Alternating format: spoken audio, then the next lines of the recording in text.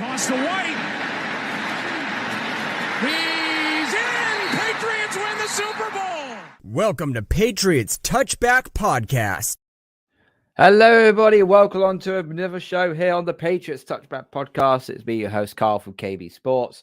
I'm joined as ever by our resident governor, DJ, Luke, and Nick. We are back after a Christmas and New Year break. Good evening, gentlemen. How have you all been? Please make sure you unmute yourself.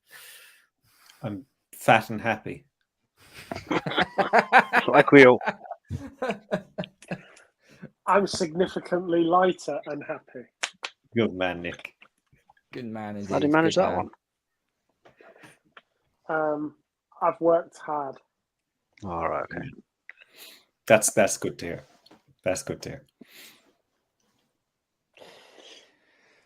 Okay, guys. Usually we would kick off straight off the bat with a review of either our win or our loss to whoever it is we played. But I believe we may need to just stray a little bit for the first 5-10 minutes of the show to talk about an incident that happened on Monday Night Football between the Bills and the Cincinnati Bengals. Dharma Mallon, who is a defensive back for the Bills, suffered a routine hit to the chest, as you see in every sort of play in the NFL. He gets up, and then a second later, he just falls, crashing to the ground. Doctors from either side of the sidelines, from the Bills and from the Bengals as well, come rushing over because they knew something was wrong. They gave him CPR. It took a very, very long time. Players, coaches, they were absolutely distraught. Now, I speak of this because obviously Nick, Luke, and DJ, we're all football fans, okay? Soccer fans, if anybody misinterpreted that. And we've seen an incident like this happen before with a midfielder from Denmark by the name of Christian Eriksen. The only difference was he didn't suffer any sort of hit. He just collapsed to the ground. So we have seen it happen before. What was everyone's thoughts when obviously that incident happened? Because it's something that the NFL has never, ever seen before. I didn't see the game live, so by the time I got up and got organised for work and I realised what had gone on, you're obviously sucking in information and trying to find out what's gone on. So by the time I actually got to finding out what was on, there was a lot of information already in the domain. It just seems to be an absolutely unfortunate point where he got hit at the right time for his heart to just reset, to stall out, and it's terrible, and you don't want to see it. And you reference Christopher Eriksen, even before that. There's been soccer footballer players before. Mark Vivian Foe, Cameroon, died on the pitch, because he had a heart failure on the pitch, just died right there and then. It's terrible to see. It really is. But considering the amount of medical staff that are on duty for an NFL game, from EMTs to a neurologist, a heart specialist, a FEMA specialist, the amount of medical staff across the board for both teams that are on duty, if you are going to have a situation or a event like that, there is no better place to have it than in the middle of the football field, where you can get tended to immediately.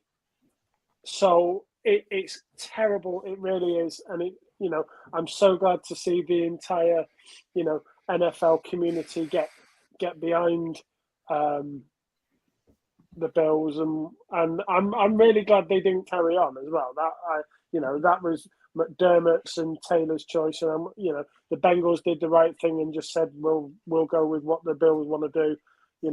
So yeah, just hope he pulls through. So Yeah, I think the NFL did the right thing this time round. It's not very normal that the NFL does something right, but this time round, I definitely think you could see like the players, the coaches, they just weren't with it after what happened. That was a strange one because he did do the tackle, up like it was just normal, and the next minute just boom, flat back down again. It's like you say, it was just that millisecond or whatever percentage that happened at that time. But reading reports, he's actually doing much better.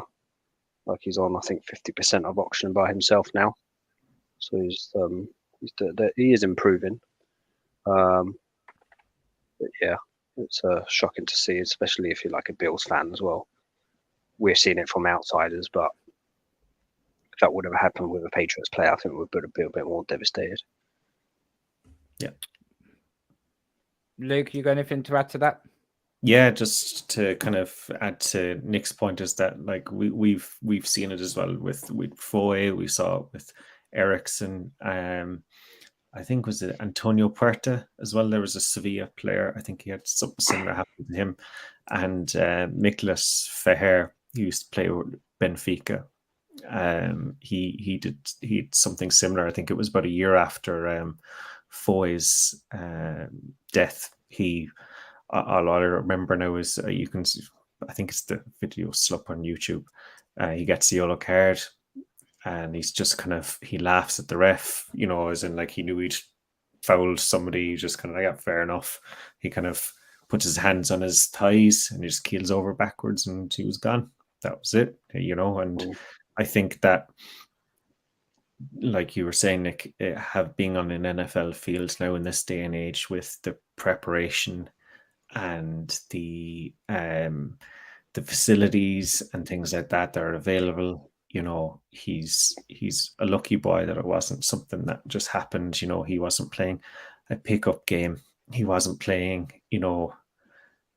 with his friends or something like that, or messing around even with his friends at home and just got a blow to the chest, or was in a fight in the street or something like that. And look, there's no right way to justify it. There's no way to justify it. It's just it's a freak accident, and I'm hopeful of, if you see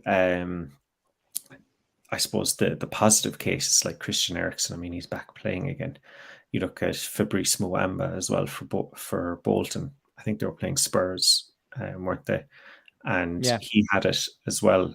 He had the same. Now, again, these weren't blows to the chest. They were just, I suppose, cardiac arrests, and a different situation. But there are parallels to be drawn, and they go on. Like Ericsson is back playing. He has a pacemaker, and I think Daley Blind has it as well for Ajax as well. I think his happened in training. He has a pacemaker fitted, I believe. And yeah, they kind of went on and look, they're leading good, healthy lives, and hopefully Hamlin will recover from it. Whether he plays football or not. I mean, I always think, I think what's the chances of him though? Because not a chance of it. You're talking about another. I think you do what you want to do. You get a second lease on life. Yeah.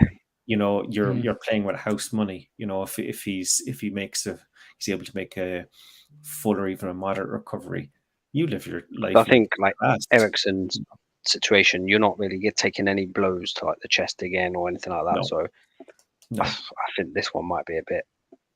Might be a different situation. It might look as a different situation, but look, there's nobody going to tell him how to live his life. Hopefully, when he recovers.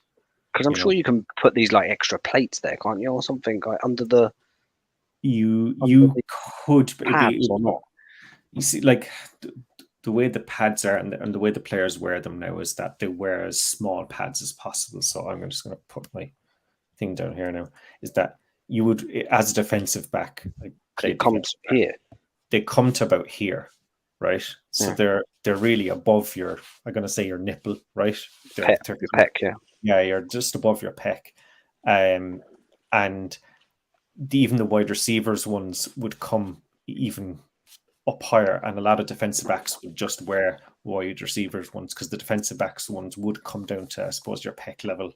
The wide receivers ones kind of come up here. So there really isn't a whole lot of protection there. Now, the offensive lineman and defensive lineman might wear bigger ones, but you see like a guy like Michael Bennett, like he used to wear like nearly kids' pads when he was playing, or the smallest pads he could possible. So it's you want to be lighter, faster, that's the way the game is. But yeah, I mean, theoretically you could, but I think it's a case of like, you'd still get that impact. It would still hit you, it would spread out a bit more, might dissipate a bit more, but you'd still get, you still feel it when you're wearing that stuff. Just dissipates a bit better.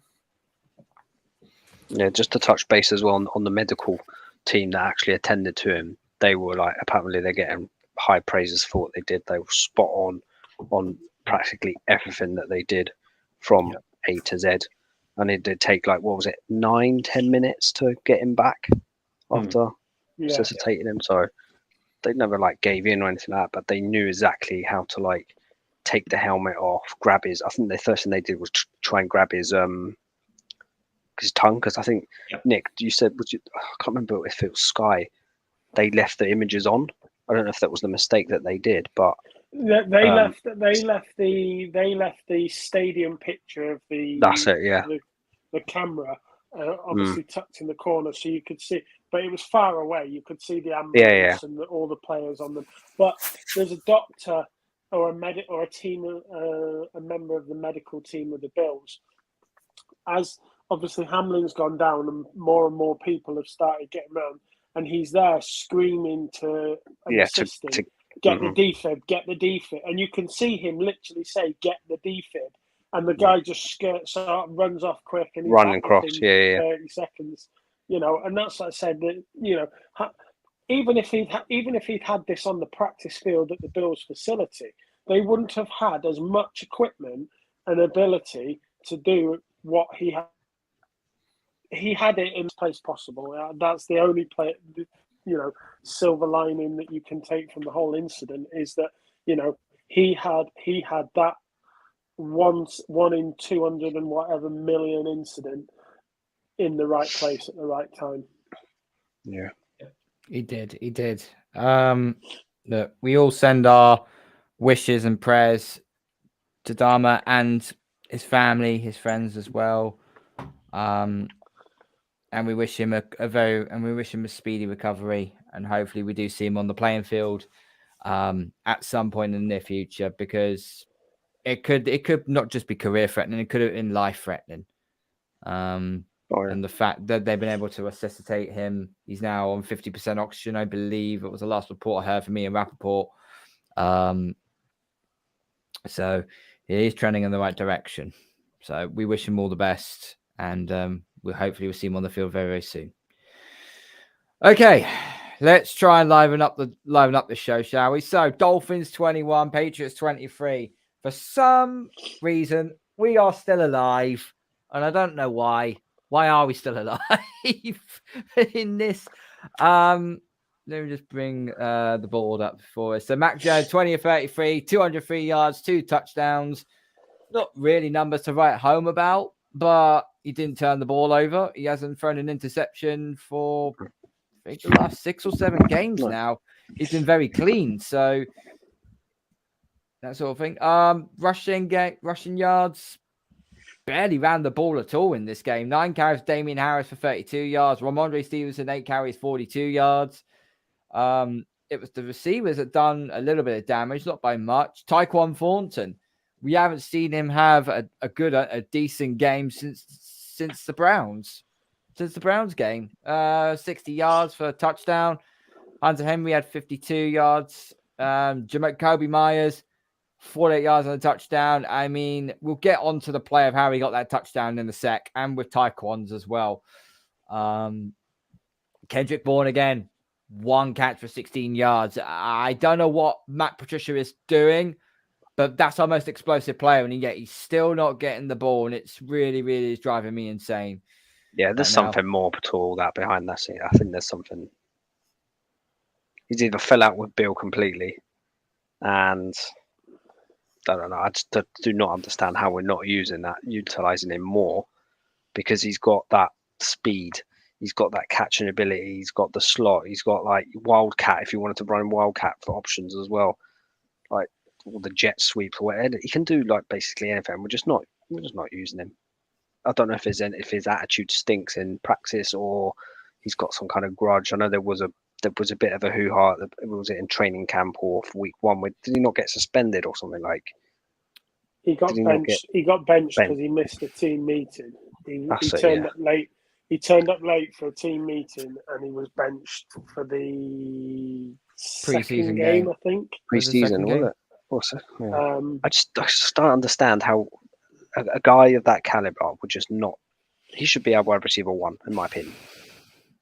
And I know Myers is probably Mac's go-to guy, but Bourne, I don't know. He just has the ability to be explosive, and we're not using him. I mean, I think this weekend was another instance where our defense bailed the offense out again. Oh yeah, definitely. You know, and it's happening. It's happening week in, week out, and it's the same old story. You know, it's. But you look like it's what Karl just said, right? You look at Max stats wise, he's not turned the ball over. His numbers are fairly half decent. Like, what was it? 203 yards, 2 touchdowns, 203. and 2 touchdowns. 33 out of 20. I mean, you can't. That's not a fault there in my eyes. Mac's not. I don't know. I just don't feel Mac. I don't think Mac is the problem here. Again, the defense is bailing the idiot out. telling him what to do. I think just going back to your Kendrick Bourne point from earlier, DJ, and I agree with you. I mean, talent-wise, he's the best we have at the moment outside of Myers. Always, as I say, outside of Myers, every wide receiver discussion, you know, he's exempt from the wide receiver bashing. But I apparently, and that's again, this is just from listening to Paul Perillo, he was saying that when he's lining up, Bourne doesn't seem to still know where to line up on the field. Did he not get flagged for something like that though as well when he got pulled out? Yeah, he's been flagged, and also you see Mac Jones telling him where to line up, or Jacoby Myers is telling him where to line up, and I think it's a case of when you can put the ball in his hands, we'll say from the backfield, that's fine. You can draw plays for that, but if you can't rely on him being in the right place when you're throwing the ball, you know, if we'll say it's an option route, most routes for the Patriots are option routes, you know, and he thinks it's going to be, he sees leverage on one side and he runs a post, and when it should have been a corner instead, and Mac will just end up throwing a pick, you know, or he's the hot read on the play, and that's the reliability. Now, I'm not saying this to justify his non-selection, but if he's going to be bad, we'll say or he's not, we'll say deep in the playbook, or it's just not his strength. Some players just aren't. Yeah, you won't play him. You put him in that situation. You know, maybe we need to put him in a situation that kind of will play to his strengths, a bit like kind of the way Chad Ochocinco was when he came here. You know, give him a handful of plays where you're like, right, on this one, you're just gonna you have about 6 or 7 routes that you run, and we'll tell you, you know, like this play, it's this route. It's not an option, you know, you're just running this route. And if you get open, you get open. If you don't, the ball's not coming to you. It's a very simplistic way of looking at it. It probably wouldn't work. My brain is not offensively minded, but sure, I suppose my overarching point is surely there's some way that they can get him involved more. And I think that's your point as well, DJ, is that why can't we get him in the game more? When you stated like when he doesn't know how to line up or he doesn't know what, is that because the player's struggling to learn our playbook from day one? Or is it more, is it our wide receiver coaching? Like, are we not coaching him to the best of abilities to adapt to our playbook? The wide receiver coach for us is Troy Brown. I don't think that could be an issue.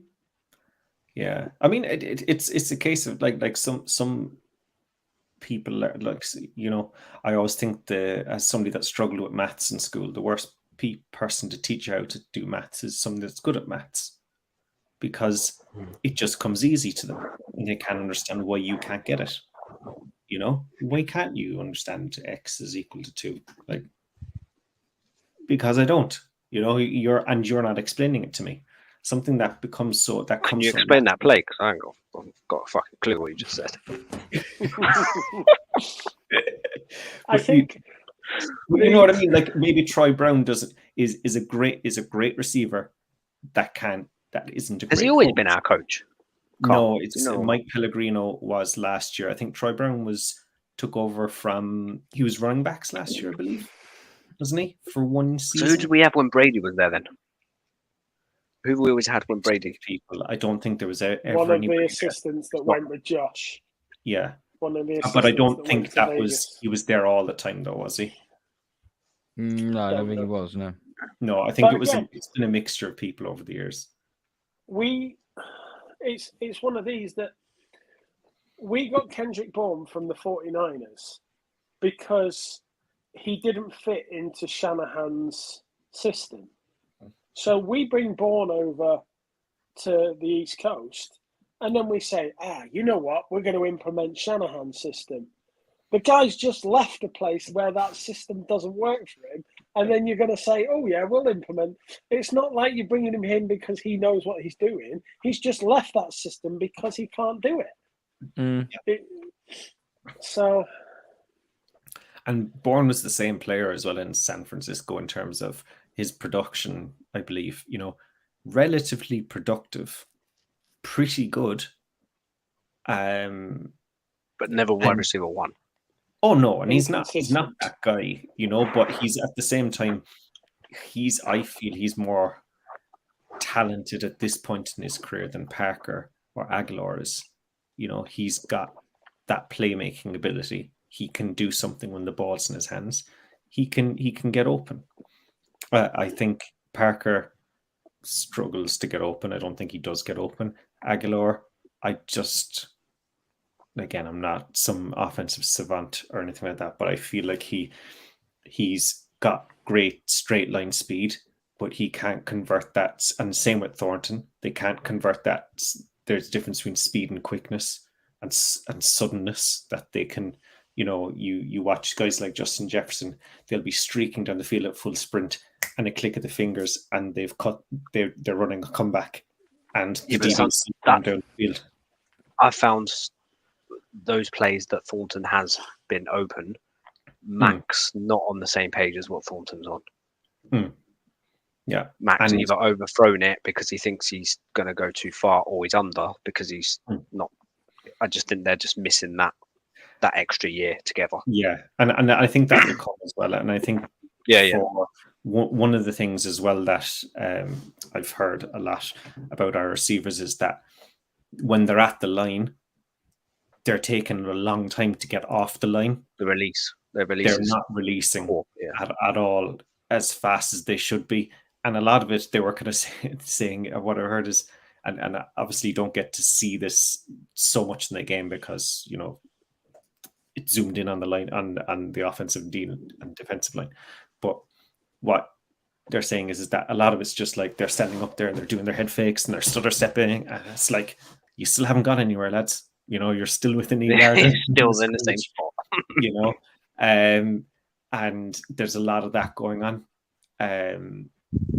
Whereas there's not a lot of releasing going on. And I think one thing in Mac's favor is, and even the coach's favor, when you look sometimes down the field, you'll see there's 3 receivers downfield and none of them are open.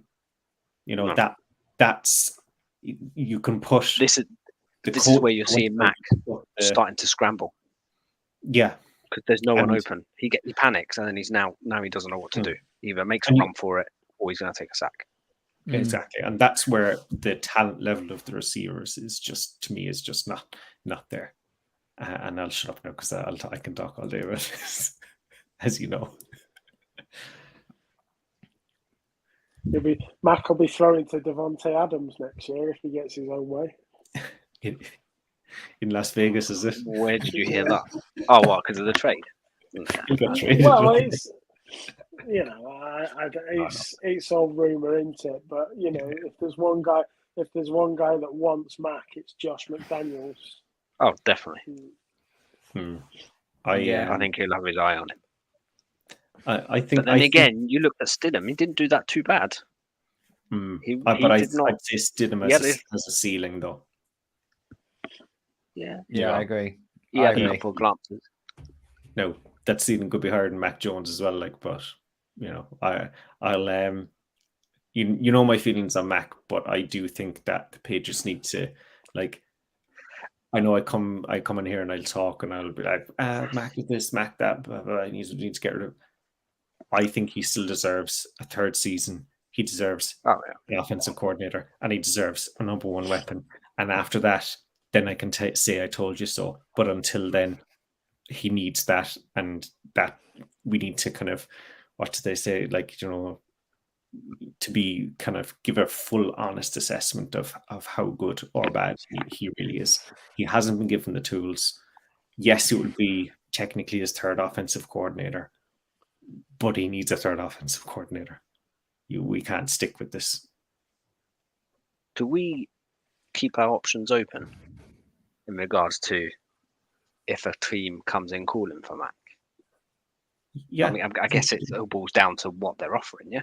Yeah, yeah. If you're Bill and you're sitting there and you get this this massive offer, do you turn that down because you feel that Mac isn't your guy? I don't know. It's just hard to be like. I would take. You know my feelings. I'd probably take a bag of balls from, but no, I wouldn't. But I would take. I would listen to any offer, but I would only listen to offers pre-draft. Once the draft has happened, forget it. He's my quarterback, and we're going to see what's happening. I also think it's not going to happen, and I also think you wouldn't get a whole lot. And that's not me being too negative. We're not going to get a first-round pick from. Might not get a second because you'd have to decide on his fifth-year option at the end of this season. So I think you'd get a third. Maybe you might get a second, but you're probably maxing out at a third for him. And I don't think I think he's better than that. I think he's worth more to you. Just keep him at for a third. I think he's good enough. As much as it pains me to say, I think he's good enough. Yeah. Right. Delve into this game a little bit more. So, once again, you say the defense bailed us out of their incompetence again. They did, but the defense didn't quite get after Trubisky. Not Trubisky. Sorry. Didn't get after Teddy. Didn't get after Bridgewater much in this game at all. But there was a number of interceptions. Jonathan Jones with a fantastic interception on the line over Tyreek Hill. And then Karl Duggar. Not the first time he picked off an interception and went for a pick six, is it? This guy just seems to be an absolute ball hawk as a safety. Mock Bill Belichick all you want for his drafting, but when he does pick up defensive players that are actually in the higher rounds, he actually picks up studs. And this guy wasn't meant to have gone in the first round. He actually was meant to go a very late day 3 or go undrafted because he came from a second division school. That doesn't matter. If you've got the talent, you've got it. And Duggar just had it in absolute spades again. Only one sack on the... there was 2 sacks on the game. Carl Davis with a sack. And Christian Barmore showing a devotion to Jalen Waddle by doing the waddles. So that was it looked like a really, really drunk penguin, but never mind. those two, Duggar and Barmore, they were my man of the match. Maybe Duggar just above Barmore, but those two I felt were the standout performers. They were there when they needed to be.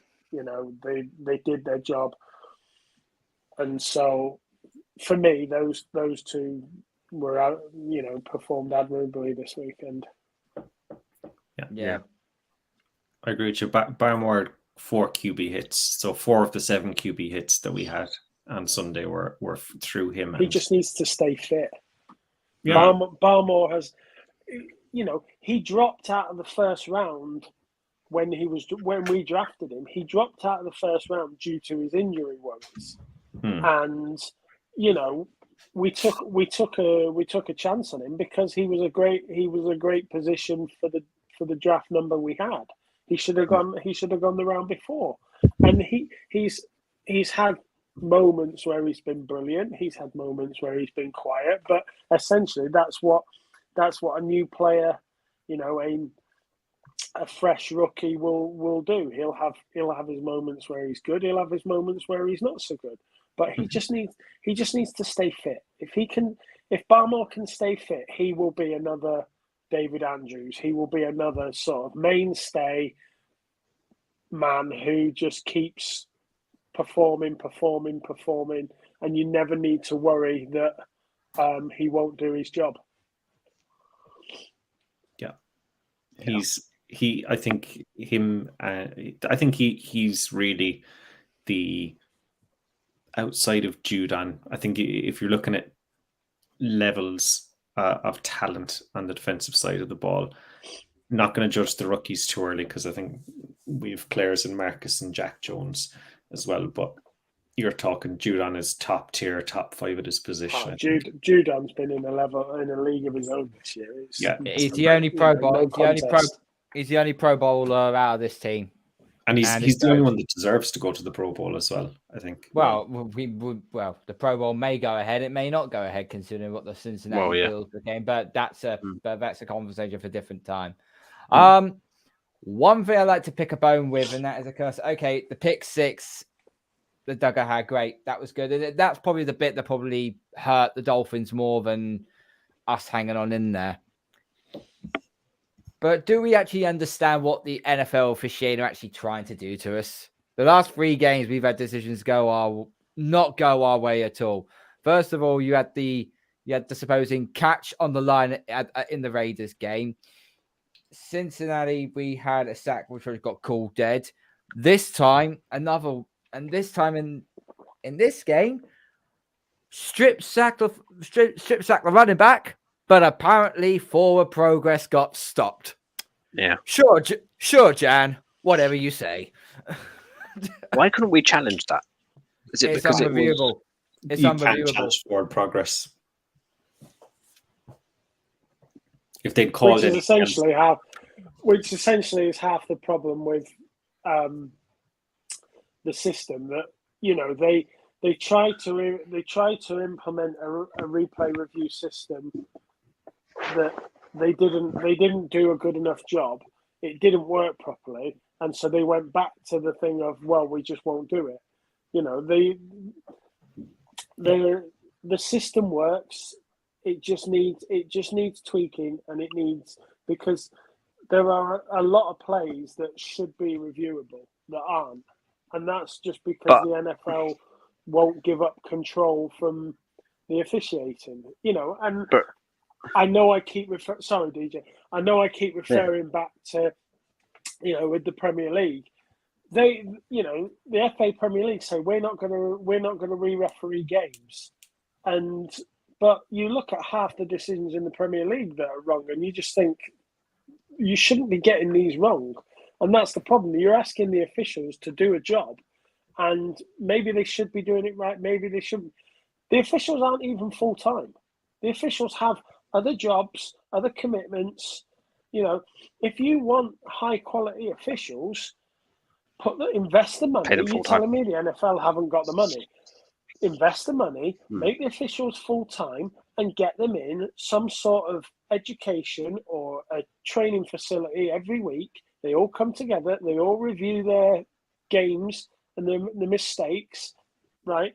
And you do it that way, which is essentially what they should do. But instead, the referees finish the game. They all go off to their separate lives. They do 3 days in their separate lives, and then they all come back and do it again.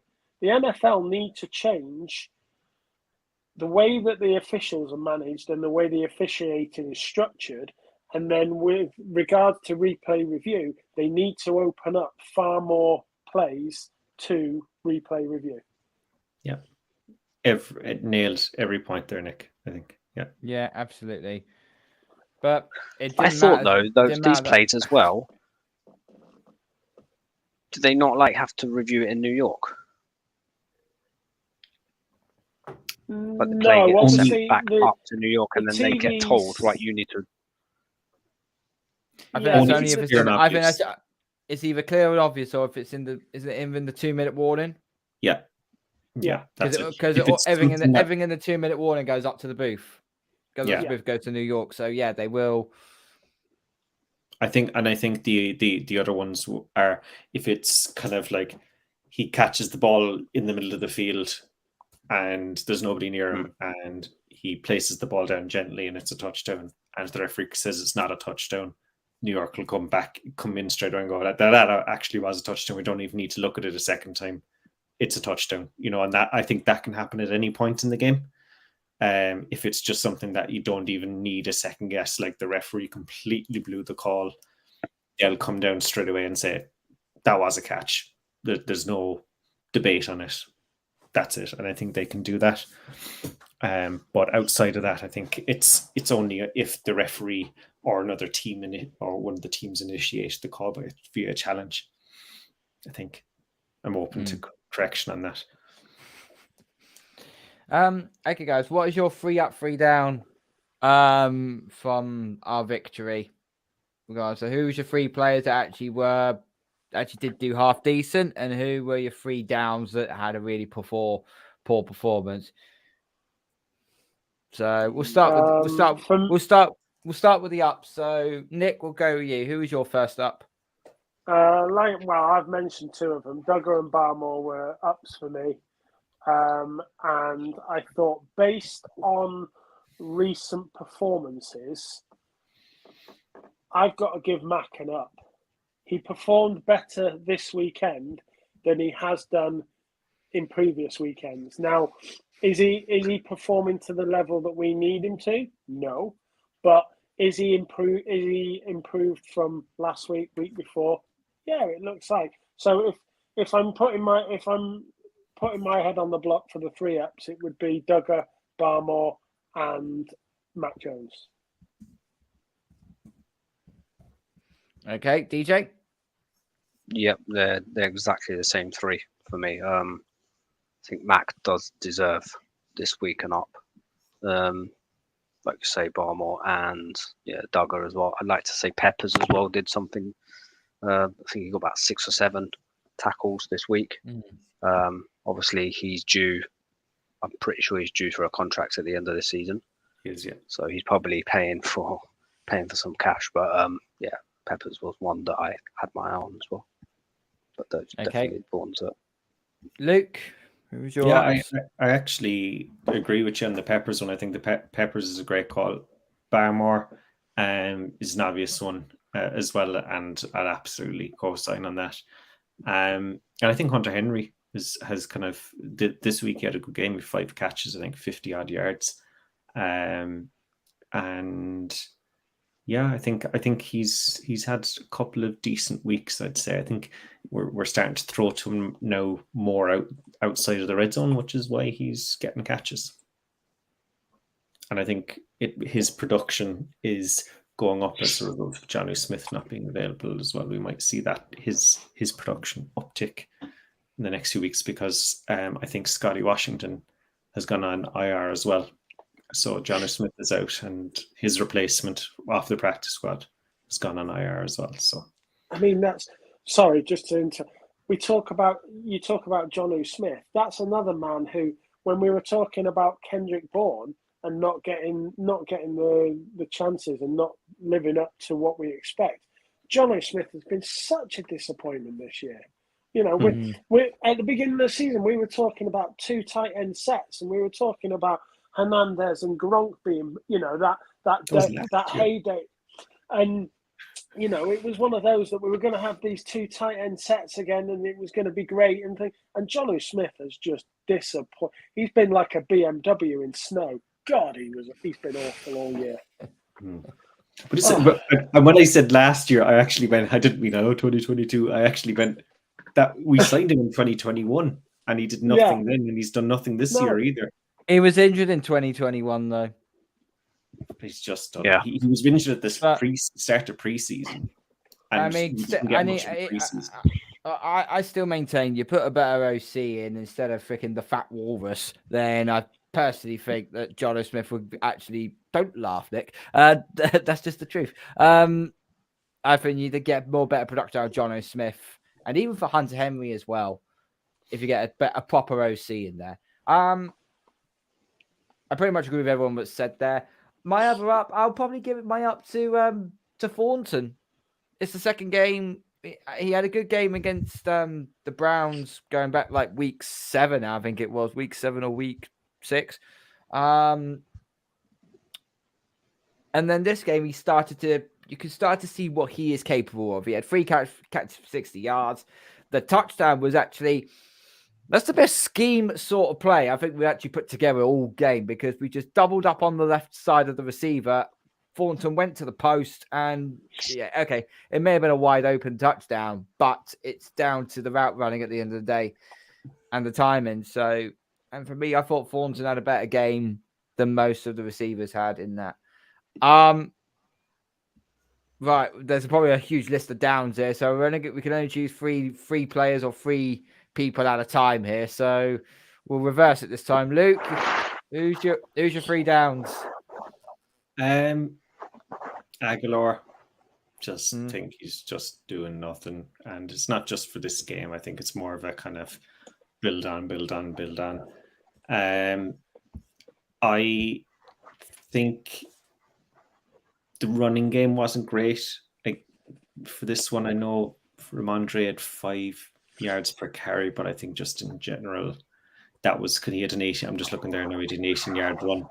Built into that 42 yards and dragged his average up. The running game in general wasn't great, and I'm going to push back on you and say I just don't think Mac Jones is doing much. I think most of his passes are behind the line of scrimmage, and he's taking what's there. I think they've from the start of the year where he was throwing all the interceptions, they were like, you can't throw deep balls. So he stopped throwing the ball down the field unless the receiver is completely wide open. And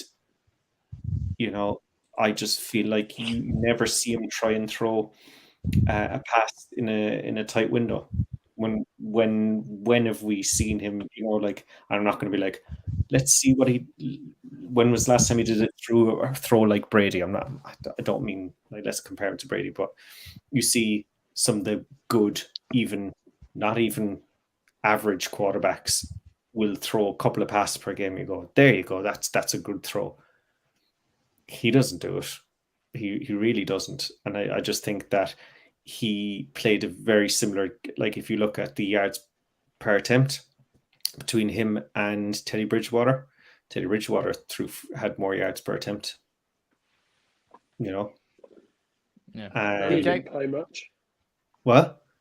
He threw. Teddy Bridgewater went out injured, didn't he, as well? So he threw 12 for 19, and he was 8.5 yards per attempt. Mac Jones 20 for 33, 6 yards per attempt. We're just not now. You could say, and Luke, that's Matt AP's fault, and I'll go, I don't know enough about whose fault it is to say whether you're right and I'm wrong, or vice versa. But it's because he had no one to throw to. I think it's all 3, to be honest, DJ. Like you said before, the players don't get open enough. They're not releasing off the ball off that line, and it's quick enough. I think the play calling's crap, and I think Mac Jones is also not great. But I think all 3. It's a mixture of all 3. I think if you'd one of those things was good, the offense would be better. I think if Mac Jones was a quarterback that is going to he doesn't raise the level of anybody around him. We have the same wide receiver core as we did last year, and Mac was not bossing it, but he had a decent. He had a decent start to the year, and he played exactly like he's playing right now for the second half of the season. If you go back, look at the stats, look at the games, he played exactly the same. And he turned the ball over more actually last year, but that's because they were trying to open up the playbook a bit for him, and he's proven he can't really do that. Don't throw the ball. Don't let him throw the ball beyond 10 yards. I hope there is major changes this year, because I think you said something like you were worried that it's going to be the same shit show again next year. I'm if you're asking me now what happens next year, I think I'm 51%. It's exactly the same. And 49%. Can't be. Matty P goes back upstairs and they bring in a new offense coordinator. I'm just thinking it's just with that amount of money we've got in cap to perform like we're doing this year. With that, I can't. I mean, coaching staff wise, I think wide receiver wise, yes, I think Aguilar will be out. I think because his contract is up anyway. I think Myers, I'd say, will go because I think he'll want to be paid.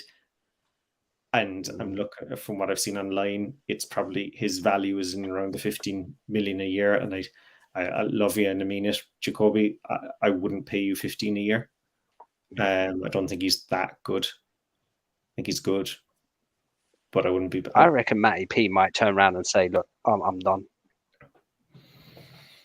See, if I was him, I'd not working, grabbing onto it with both hands because I don't think you'd get a better job. Now he's been paid by the Lions though, still. So cool. Bye. Don't let the door hit your ass on the way out. Yeah, no, I'd let him go as well, please. Good luck. Unless I'd be happy to just send him upstairs into the booth, the what you call it role. Kitman? I don't know. Kitman, Burger Man. The Ken Dorsey lose your shit role. The Ken Dorsey loses shit room, yeah. It sounds about back to the role he was doing last season. That's fine. Just get him doing that, but just stay away from the play calling.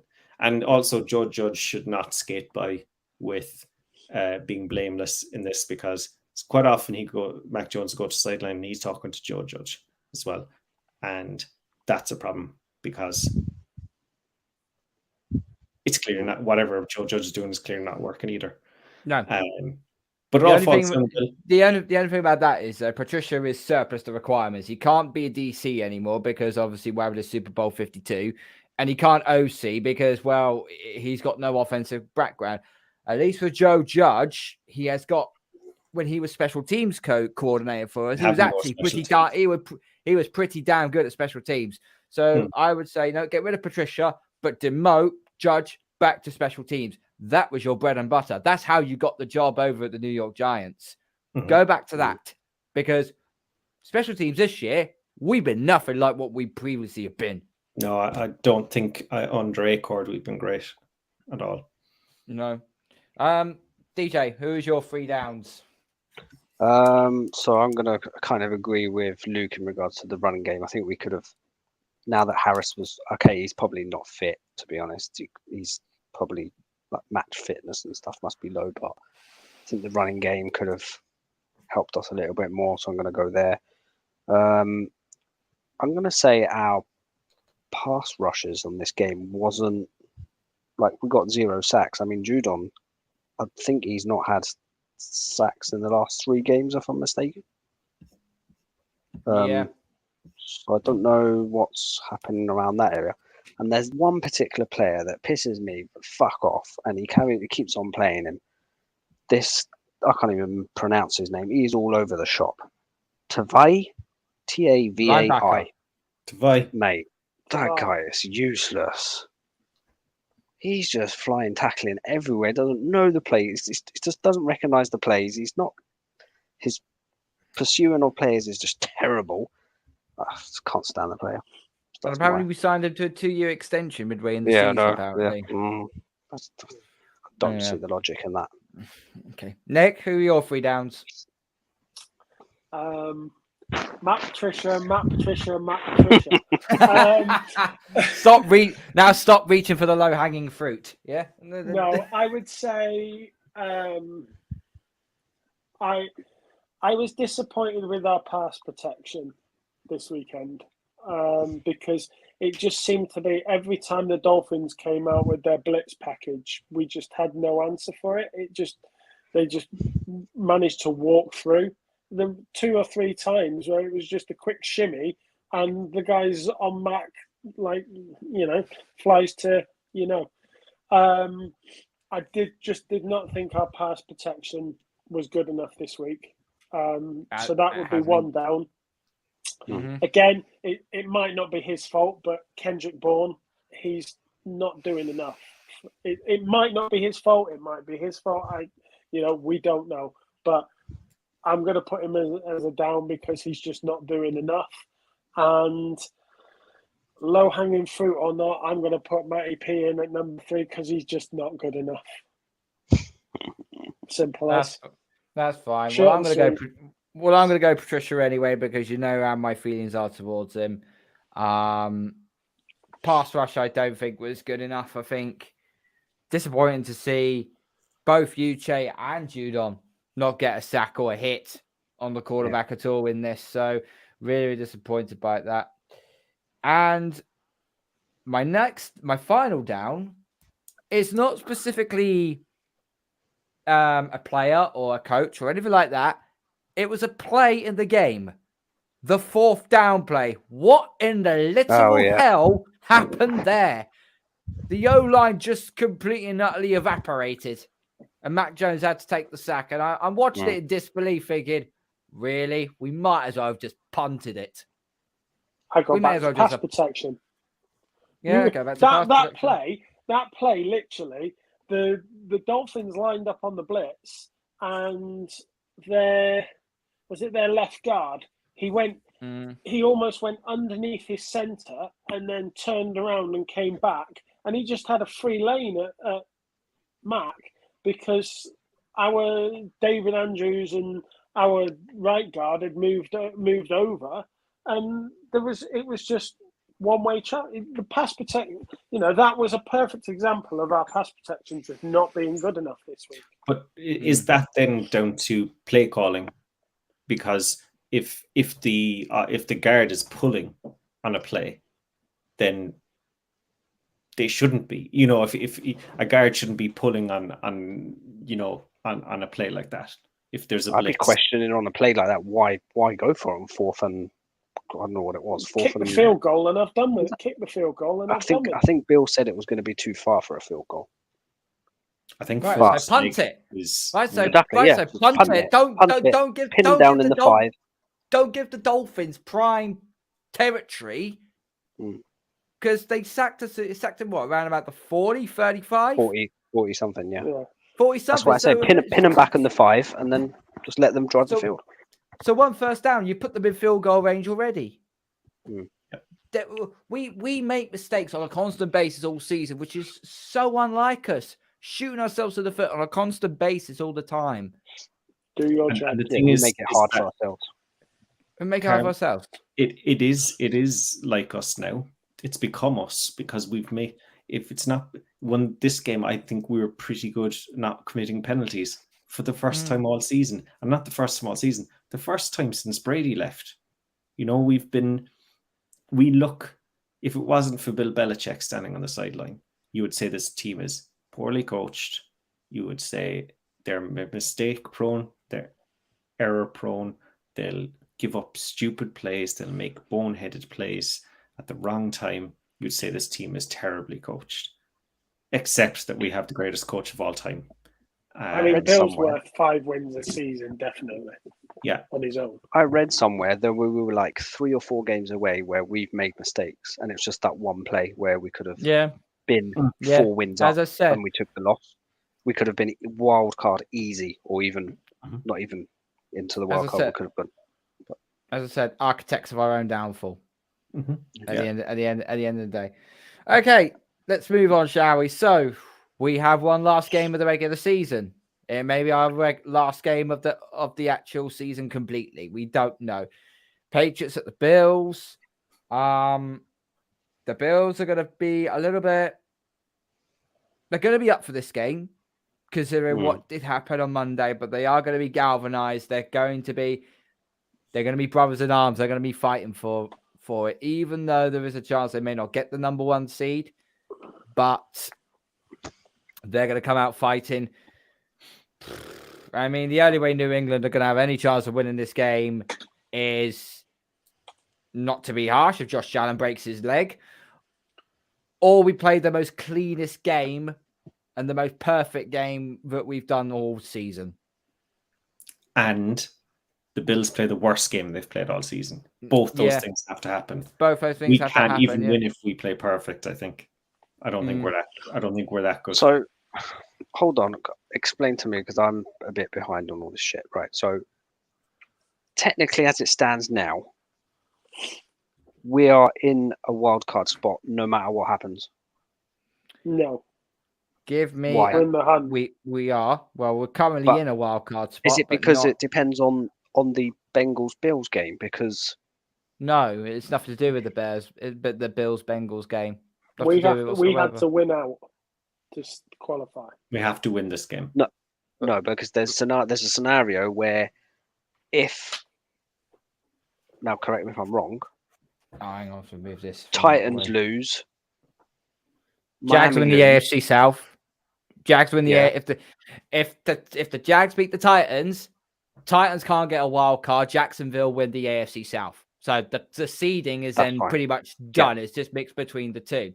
So Jets what you've need got to beat Miami. Yes. And Browns need to beat the Steelers. Yeah. And we can still lose and we'll still hit that wild spot, correct? Yeah.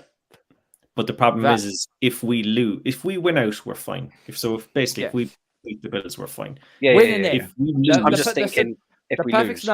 Perfect scenario for us is win and you're in. Yeah. We've basically got Green Bay format. We've just got to look at the Green Bay Packers format. They win their final game, they go into the final wildcard spot. It's the same with us. But the problem is that we're, without being overly negative, almost probably going to lose, right? So at that point, then we would need to rely on the Dolphins losing to the Jets, who've just been eliminated. I know who the Dolphins' starting quarterback is. That is true.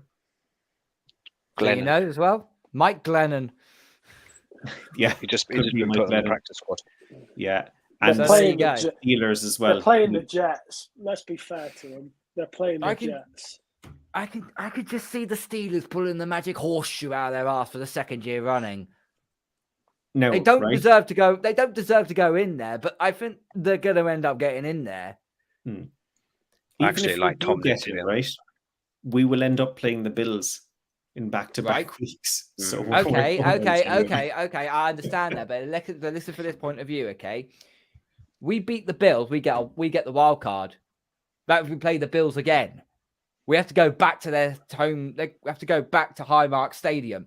So it's not like it's to say, if we lose it, we're out the playoffs completely. We win. Not only do we get in, we actually have momentum going back to them saying, we beat you last week. We're coming after you again. And this time we're going to take you out completely. What I'm saying is if we beat the Bills, hey, great. We beat the Bills and all for it. But I feel like the most likely scenario is we lose and default our way into the playoffs and then get beaten by the Bills again.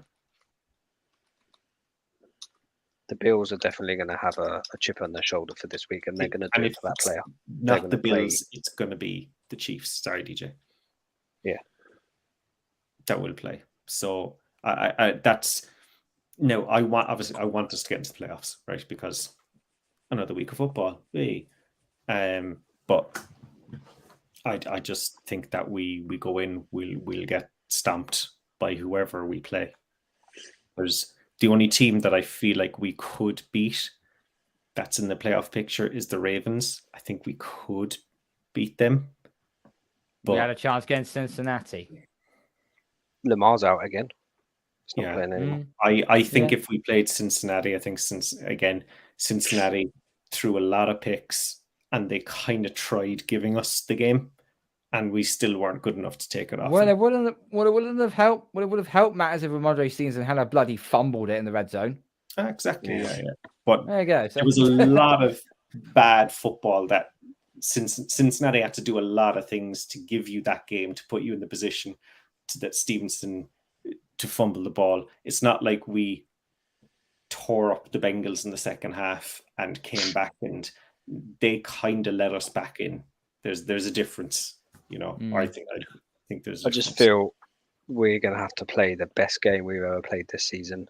Defense is going to have to be locked down, and like they've been playing mostly all season, they just need to ball out, make the Bills make mistakes, make Josh Allen do those throws under center where he's not comfy, rushing the throws, and then obviously hopefully we can get a couple of 3 and outs, an interception here and there, and just I don't know, Max have to freaking sign Ocho Cinco for a day.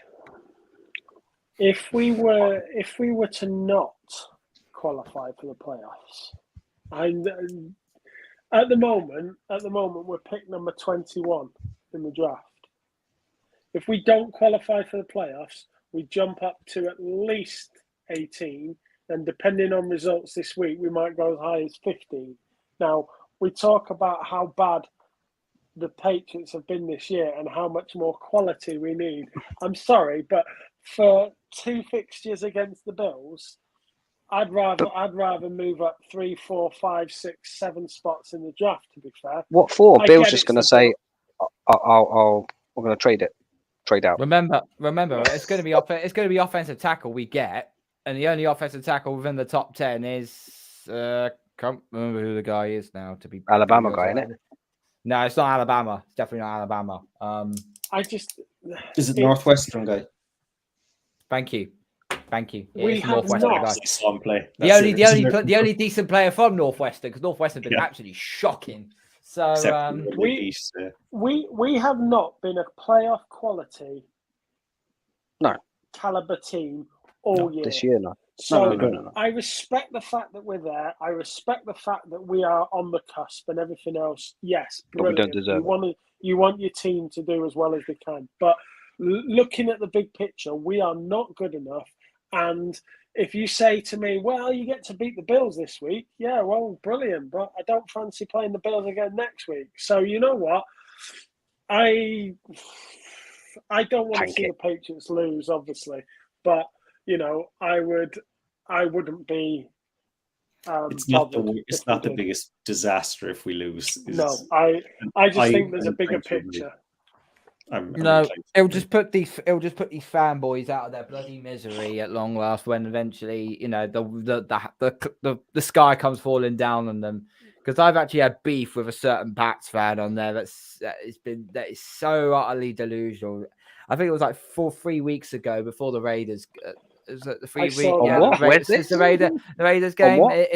His name's called Babs. His name's called Babs on the mic. Okay, he was talking about how much there's a chance we could do this. Could change. And I just said, "Bro, we ain't going to the playoffs. You delusional fucking cunt."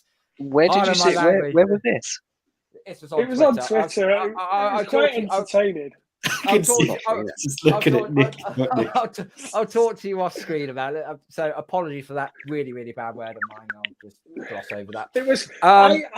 It keeps popping up on my feed because obviously Karl's personal channel pops up on my Twitter feed as well, and it keeps popping up on because it's in my notification. It keeps popping up that his comment to this guy, and you know, Karl goes off on one, and it's just hilarious. It's quite entertaining. It's worth a look at every day, just to laugh. But no, I think you're right, Karl. I mean, like, if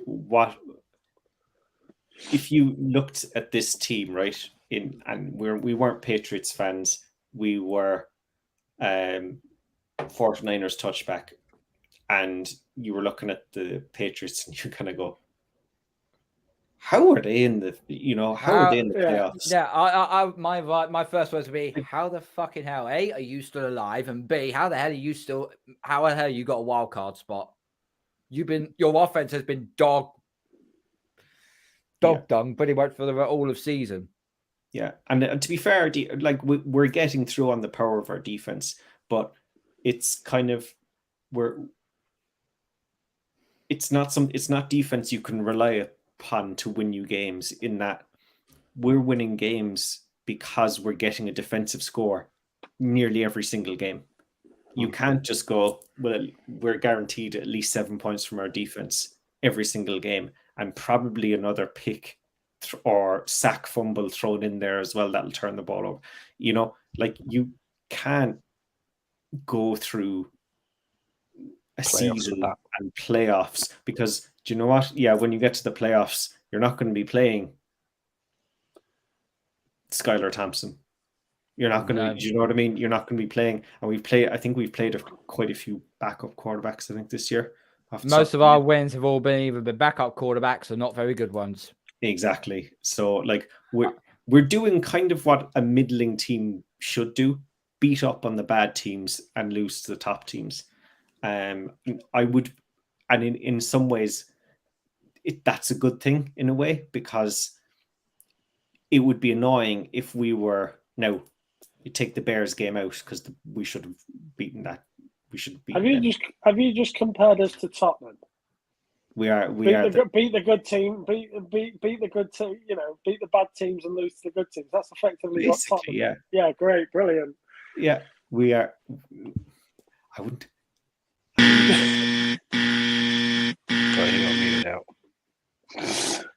Don't you dare ever mention that fucking word on this show ever again. Don't you dare.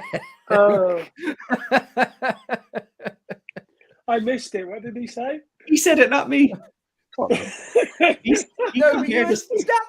that's your assumption. He compared us to Spurs.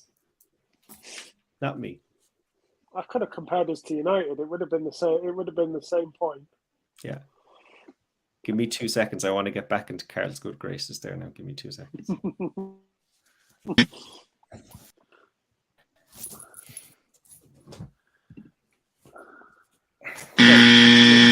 There you go. Sweden top. Why did you put a Sweden top for? What are you wearing a Sweden top for? I've got an Arsenal legend on the back of my jersey. Who? Kallstrom. Kim Did he end up like one loan year, was it, or something? Yeah, he was injured for it. Anyway, we're a bit distracted now. Right. I wouldn't say he's an Arsenal legend, a Championship manager legend, maybe. Yeah. Oh, yes. I knew you knew it. I knew it. That's why I got it. Championship manager 2001, 2002. £800,000, best man 800 you can spend in that game. From BK Hackney. Yeah. Right, predictions. Okay. Let's get this cleared up. So, predictions. DJ, we'll go with you first. Yeah, I think we're going to take a loss on this one. I think we're going to go, I'm going to say 31-17. Okay. Nick? Loss. I don't think it'll be that high. 27-20.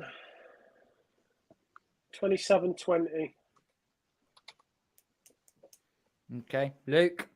28-13. Bills.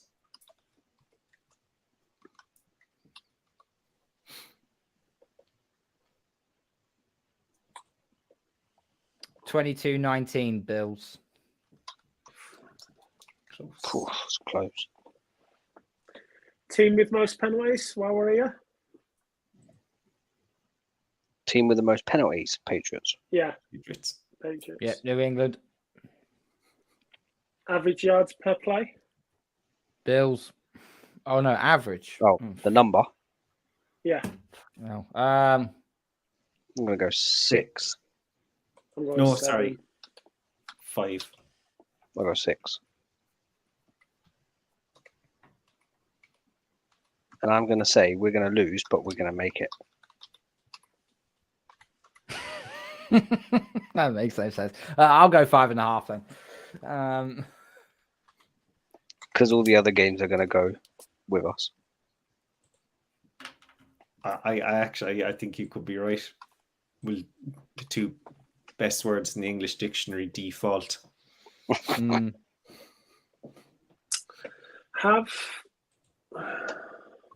There is a chance, that we could qualify and end up playing the Chiefs yet. If the Raiders need to beat Chiefs. Not necessarily, because I was reading today when the NFL came back from the pandemic, and they talked about structures and how they were going to go about results, and if games had to be cancelled due to COVID and what have you else. They put a structure in place that they would use a win percentage. That's what Troy said today. Yeah, so basically, if you were to rule out Forfeit. the Bengals game, if you were to rule out the Bengals game and therefore bring the Chiefs down to 16 games as well. Because you'd rule out 17 and 18's a rest. So it would be over 16 games. Well, if the Bills were to beat us, they'd be 13-3. If the Chiefs, the Chiefs are currently 13-3, but that's over their extra game. If you took their extra game from this weekend, they'd be 12-3. They win against the Raiders. They're 13-3 as well. It would then go on strength of schedule over, because you both have the same win percentage. So it would go over a strength of schedule. And I think the Bills had the slightly stronger schedule. It all depends on what the NFL choose to do regarding the game and whether they choose to play it and how they choose to assess it. But I think Mike Florio said on Pro Football Talk as well that is a possibility that they'll use win percentages over a 16 game period and just rule out game 17. So over a 17 game period, basically. So that's still to be decided. Yeah, that's still to be decided. I think they said it's going to come out in the next couple of days, and they're going to have to come up with a solution. Well, it's either they call it a no contest and actually shit on all over the Bills, or they play it next week and push the playoffs a week back, and that's what I'm saying. Get rid of the miss the playoffs. Not miss the playoffs, so miss the Pro Bowl. But isn't a Pro Bowl like a 3-day thingamajig? Yeah, because you got the skills. You got the skills challenge on the Saturday. Shit, man. Just screw it. I quite like the skills challenge. It's quite good. The skills challenge is fun, but the game is just not competitive. They won't play the game. You see this year, the skills challenges instead of the game. Yeah, but if there's players that are in the AFC, and then if there's players in the AFC NFC Championship, there's no way they're going to play that in the skills challenges. There's no way that'll happen. Can the NFL not push back the Super Bowl by a week? How disruptive is that? That's not possible. No, it's not possible. With everything that's locked into years of preparation, or yeah. What? But you'd be like the halftime act would have to, not have another any schedules the following weekend. You've got there's so many other things would have to. I mean, you could physically play the game, but it would be just a game, and the stadium might be booked for the next week or whatever. No, I'm sure they'd kick whatever it is out, but I think the cost of changing the Super Bowl would be too much. I think you're probably going to see either them declare the game a tie, which the Americans don't like ties. So, they're either going to declare it a tie or they're just going to null and void an entire, week and just see what happens. But I don't have to worry about it. It don't concern me. So there's another hoo-ha over that though, because what about all these money contracts and incentives where players needed like so many games to play or so many sacks or so many catches and blah blah blah? They're not going to be able to. I don't know. But, right, we're getting on out of here, guys. Thank you, everyone that's tuned in. Thank you, everyone that's been listening. Please make sure you hit like on the video and you subscribe to the channel if you're watching on YouTube. Follow us on all our social media platforms on Facebook and on Twitter as well. And you can also find our podcast on iTunes and Spotify. One more chance. Can the Pats do it? Pretty much everyone on the board here is saying no, they can't. But deep down inside, there's a tiny bit of us that think that we could possibly do it. Who knows? This has been the Patriots Touchback Podcast. We're out of here. Go Pats.